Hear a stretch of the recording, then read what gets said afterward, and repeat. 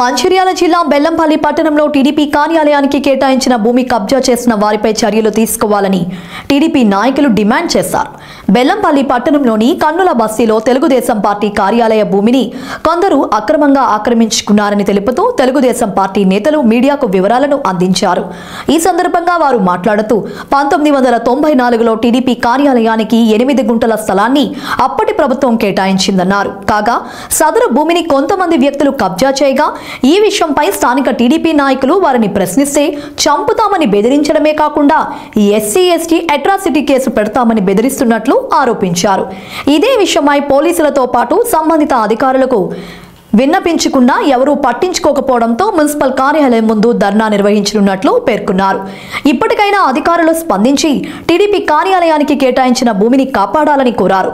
లేని పక్షంలో పెద్ద ఎత్తున ఆందోళన కార్యక్రమాలు చేపడతామని హెచ్చరించారు. మేము అక్కడ 3 రూములు కట్టడం అనేది జరిగింది. దాంట్లో 2 రూములు కూల్చేసి ఒక రూమును నిర్మాణం చేస్తూ పాత రూములనే వాళ్ళు అక్కడ ఉన్నటువంటి దాసరి అజయ్ అనేటోళ్ళు మరి మదర్ ఆఫ్ శాలమ్మ అనేటువంటి ఆ ఇంటి పేరు మీద బైనామా పేరు మీద పేరు మీద కూడా తీసుకొని మరి అదేవిధంగా ఈరోజు ఆక్రమించుకోవడం జరుగుతూ ఉంటే మేము గత ఇప్పుడున్నటువంటి మున్సిపల్ కమిషనర్ గారి దగ్గరికి వచ్చేసి మా ఆఫీస్ను ఇక్కడ ఆక్యుపై చేస్తూ ఉన్నారు సార్, రండి అని చెప్పడం జరిగింది. అయినా కానీ ఆయన వచ్చి కూడా చెప్పడము మరి ఇటు పక్కకు జరిగిన తర్వాత మళ్ళీ యథావిధిగా దాన్ని ప్లాస్టింగ్ చేసేసి మరి దానికి సున్నం వేసి దాన్ని ఆక్యుపై చేసుకోవడం అనేది జరిగింది. మళ్ళీ వచ్చి సార్ ఇట్లా జరుగుతూ ఉంది అని చెప్పి మున్సిపల్ కమిషనర్ గారికి ఫిర్యాదు చేస్తే మున్సిపల్ కమిషనర్ గారు నిమ్మకు నీరెత్తినట్లుగా ఉంటా ఉన్నారు. ఎందుకంటే వీళ్ళ యొక్క లోపం స్పష్టంగా కనిపిస్తూ ఉన్నది.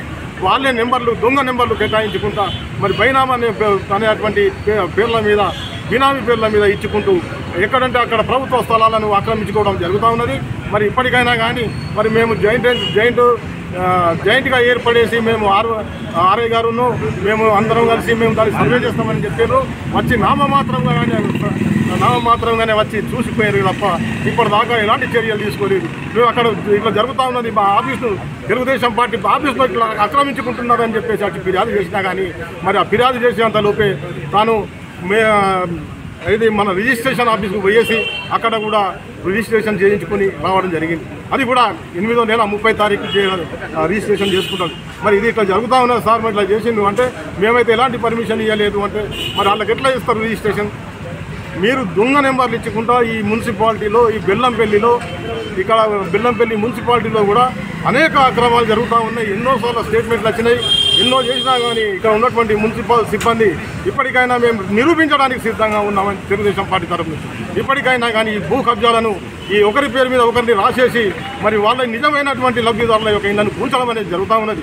మరి ఈరోజు గౌరవ ముఖ్యమంత్రి రేవంత్ రెడ్డి గారు మరి గవర్నమెంట్ భూములు ఎక్కడైతే ఆక్రమించుకున్నారో అక్కడ కూడా ఆయన ఈరోజు హైడ్రాను తీసుకొచ్చి కూలగొట్టడం అనేది జరుగుతూ ఉన్నది. గత టీఆర్ఎస్ ప్రభుత్వంలో ఎక్కడంటే అక్కడ ఆక్యుపైలు జరిగినాయి.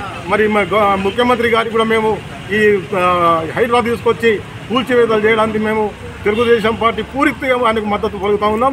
ఇప్పటికైనా కానీ ఈ బెల్లంపల్లిలో ఉన్నటువంటి మా తెలుగుదేశం పార్టీ కార్యాలయం ఉన్నది, దానికి మరి ఓపెన్ ఎంక్వైరీ చేయాలని చెప్పేసి మేము తెలియజేస్తూ ఉన్నాం. మరి రండి, మాకు అప్పుడు కమిటీ ఉన్నది, అప్పుడు ఉన్నటువంటి మా కేవీ నారాయణరావు కట్టినటువంటి స్థలం ఉన్నది.